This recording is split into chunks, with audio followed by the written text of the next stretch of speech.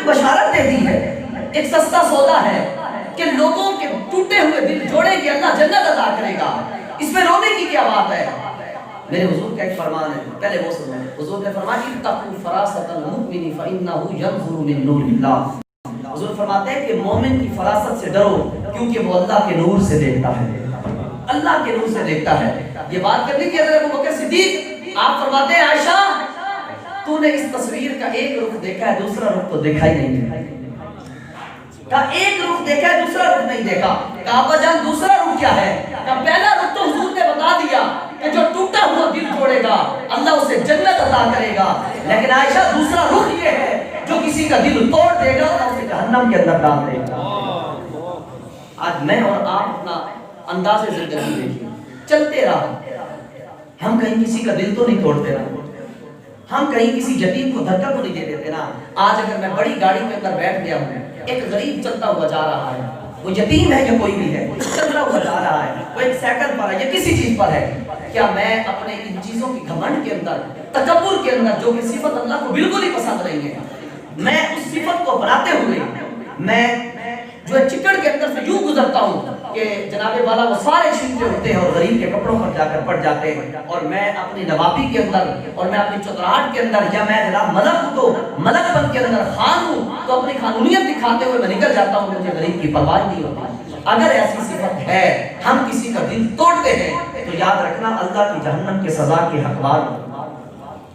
ہمارے اسلام نے جوڑنا سکھایا ہے، ہمارا اسلام ہمیں توڑنا نہیں سکھا۔ شرک کے اندر اگر کوئی شخص گناہ کرتا تھا، مثال کے طور پر کوئی شرابی تھا، اگر اس نے شراب سے توبہ کر لی ہے تو توبہ کرنے کے بعد بھی ہم اس کو نا اسی بھیڑی نگاہ سے دیکھتا ہے، کہتا ہے یہ تو شرابی تھا۔ میرے حضور کا فرمان سننا، نبی پاک نے اسلام نے ارشاد فرمایا اگر کسی بندے نے کسی جرم سے توبہ کر لی، میں سادہ لفظوں میں عرض کر رہا ہوں، کسی بندے نے کسی جرم سے توبہ کر لی، اسی کے اس جرم پر اگر بعد میں کوئی اس کو آگ دلاتا رہا تو فرمایا اس آگ دلانے والے کو اللہ اس وقت تک موت نہیں دے گا جب تک اس جرم کے اندر مبتلا نہ کر دے۔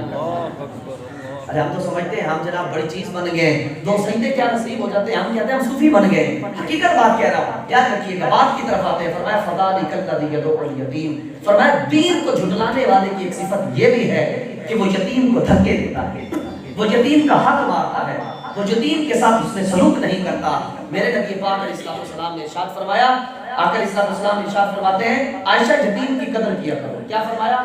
عائشہ یتیموں کی قدر کیا کرو، کہ جو یتیموں کی قدر کرے گا، جو یتیموں کی کفالت کرے گا، قیامت کے دن وہ جنت میں میرے ساتھ ایسے ہوگا۔ حضرت عائشہ فرماتی ہیں حضور نے یہ دو انگلیاں کی، شہادت والی اور بڑی انگلی کو ملا کر حضور نے یوں کہا اور درمیان میں کچھ فاصلہ تھا۔ حضور فرماتے ہیں جو کسی یتیم کے ساتھ حسن سلوک کرے گا، اس کی حفاظت کرے گا، اس کی کفالت کرے گا، اس کی پرورش کرے گا، حضور فرماتے ہیں وہ جنت میں میرے ساتھ ایسے ہوگا۔ کتنی بڑی بات ہے، بشارتیں ہیں۔ نبی پاک علیہ السلام نے فرمایا کہ روئے زمین پر سب سے بہترین گھر وہ ہے جس گھر میں یتیم کے ساتھ اس نے سلوک کیا جاتا ہے۔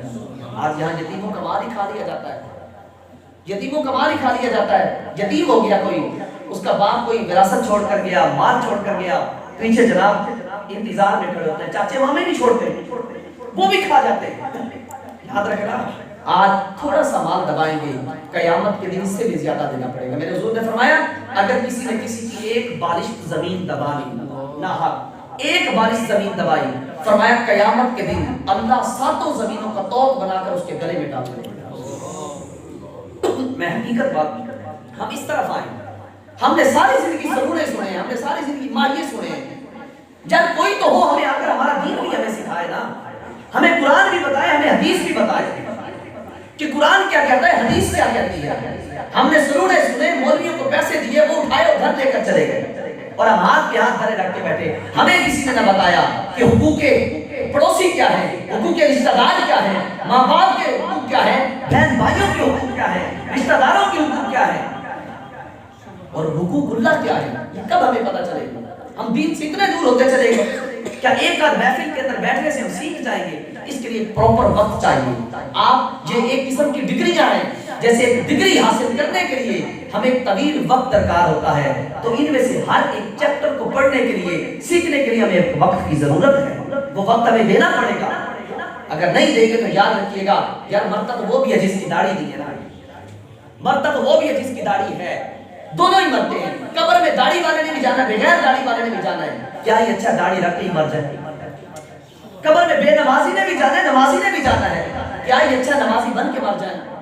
قبر میں زکات دینے والے نے بھی جانا ہے، زکات نہ دینے والے نے بھی جانا ہے، اگر زکات فرض ہے تو زکات ادا کر کے مر جائے۔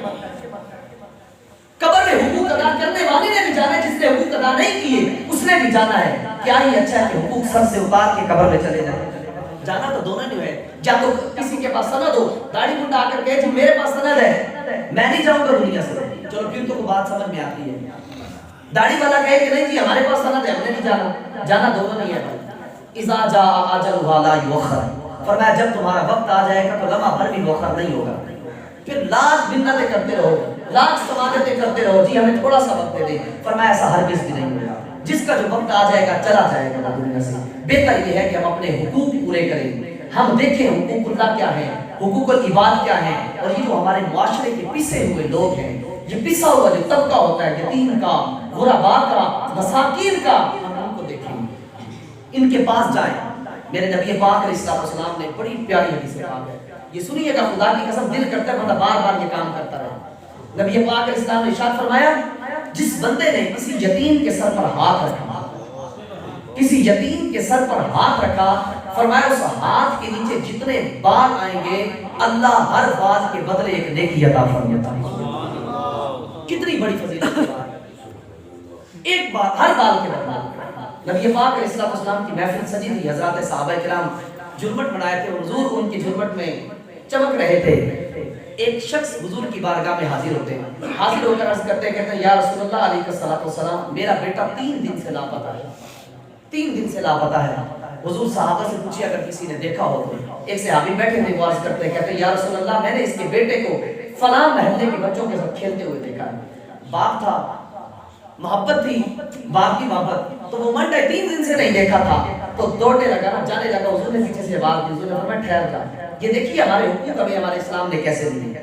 حضور نے فرمایا ٹھہر جا، واپس آیا، حضور نے فرمایا مجھے پتا ہے 3 دن سے تو نے بیٹے کو نہیں دیکھا، تو تیری آنکھیں بھی پیاسی ہوگی اور تو بڑا محبت کا مارا ہوگا، تو جیسے ہی جائے گا اپنے بیٹے کو دیکھے گا تو فرد محبت کے اندر اس سے لپٹ جائے گا، اس کو بوسے بھی دے گا۔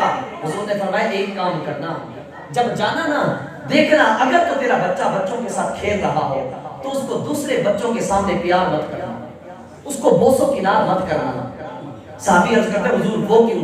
حضور علیہ السلام نے ارشاد فرمایا ہو سکتا ہے ان بچوں کے اندر کوئی یتیم بچہ بھی موجود ہو، جب تو اپنے بیٹے کو پیار کرے گا، جب اس کے ماتھے پر بوسہ دے گا تو اس یتیم بچے کا دل دکھ سکتا ہے، وہ یہ سوچ سکتا ہے کہ کاش آج میرا والد ہوتا وہ بھی اس طرح مجھے بوسہ دے۔ حضور نے فرمایا یہ کام نہ کرنا، ہمارا اسلام ہمیں یہ سکھاتا ہے، ہمارے اسلام نے ہمیں اس چیز کا درس دیا ہے۔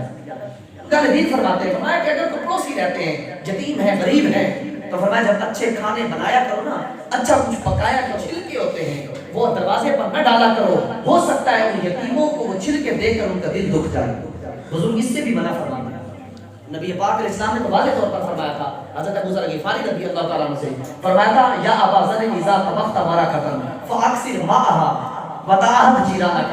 اگر اسلام نے فرمایا اے ابو ذر اگر کبھی گھر میں کوئی اچھی چیز بنانے کا ارادہ ہو جائے نا، فاکثر ماءها، کبھی گوشت بنانے کا ارادہ ہو جائے تو فرمایا فاکثر ماءها، تو اس کا پانی ذرا بڑھا دینا، اس کا پانی ذرا بڑھا دینا، شوربہ بڑھا دینا، وتعهد جیرانک، اور شوربے کی ایک پیالی اپنے پڑوسی کے گھر میں بھی بھجوا دینا۔ ہمارا اسلام ہمیں اس چیز کا درس دیتا ہے، ہمارے اسلام نے ہمیں یہ دیا، یہ نہیں کہا کہ دیوار سے چھلانگ کر پڑوسیوں کی جوان بیٹیوں کو دیکھیں، ہمارا اسلام یہ نہیں کہتا اگر اس کے گھر میں عزت بیٹھی ہے تو ہم اس کی عزت پر ہاتھ ڈالیں، ہمارا اسلام ہمیں اس چیز کا درس دیتا ہے کہ اس کی غیر موجودگی کے اندر، وہاں کے مرد کی غیر موجودگی کے اندر ہم اس کی عزت کی بھی حفاظت کریں، اس کے مال کی بھی حفاظت کریں، اس کی جان کی بھی حفاظت کریں۔ یہ ہمارا اسلام کا مزاج ہے۔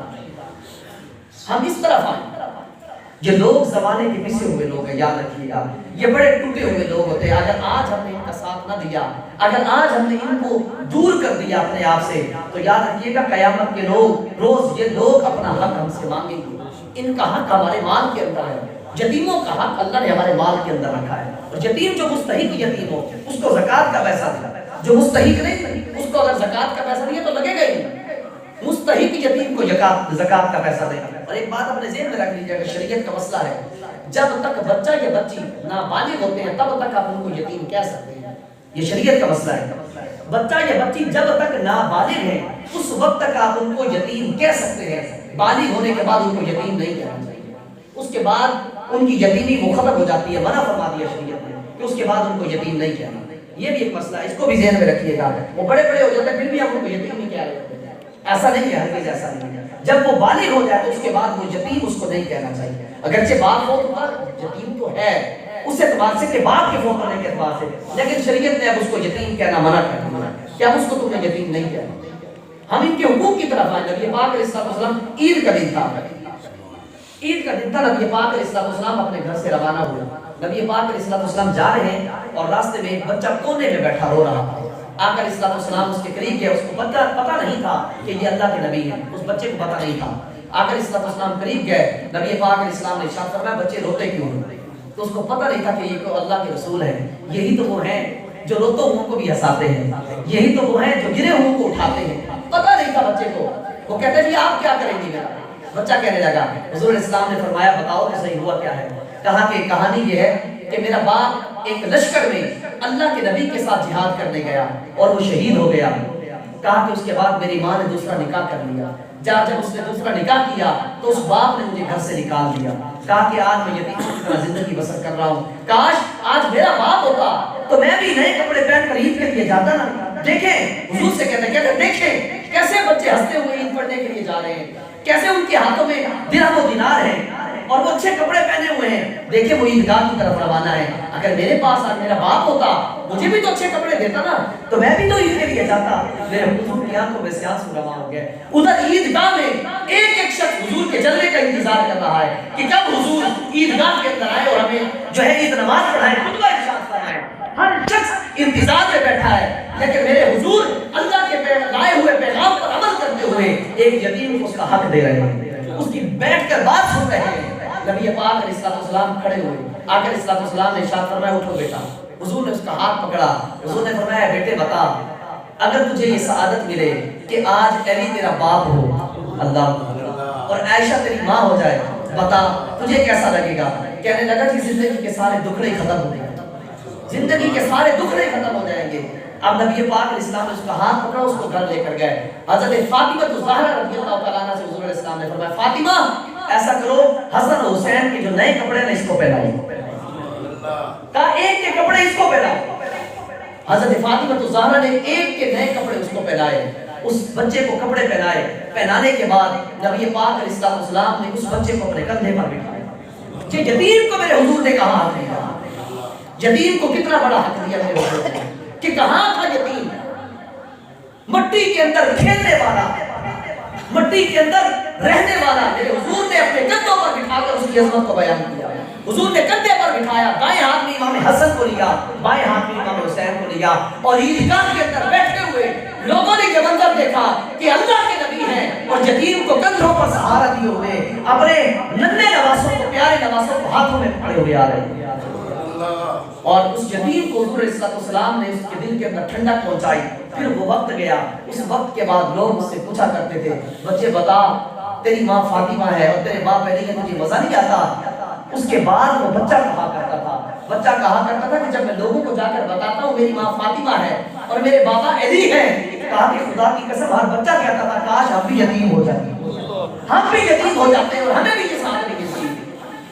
और हजरत वो बच्चा कहता है कि मैं जवान हुआ। कहा जवान होने के बाद एक वक्त आया, कहा कि हजरत अली रज़ियल्लाहु तआला अन्हु जो भी था, कहा कि उसके बाद जब उनका विसाल हुआ, उनके विसाल के बाद और एक रिवायत के अंदर ये मिलता है कि हजरत फातिमा तो ज़हरा रज़ियल्लाहु तआला अन्हा का जब इंतकाल हुआ, कहा कि हजरत फातिमा तो ज़हरा रज़ियल्लाहु तआला अन्हा का जब इंतकाल हुआ तो अब वो बच्चा, और एक रिवायत में ये है जो कि मुस्तनद है वो यही है, कहा कि जब नबी पाक अलैहिस्सलाम ने पर्दा फरमाया, कहा कि वो बच्चा गलियों में बैठकर अपने मुंह पर खाक डालता था, अपने सर पर खाक डालता था, कहता था खुदा की कसम हकीकत के अंदर आज मैं यतीम हो गया। मेरे हुजूर ने यूं यतीमों को उनके हुकूक अता किए।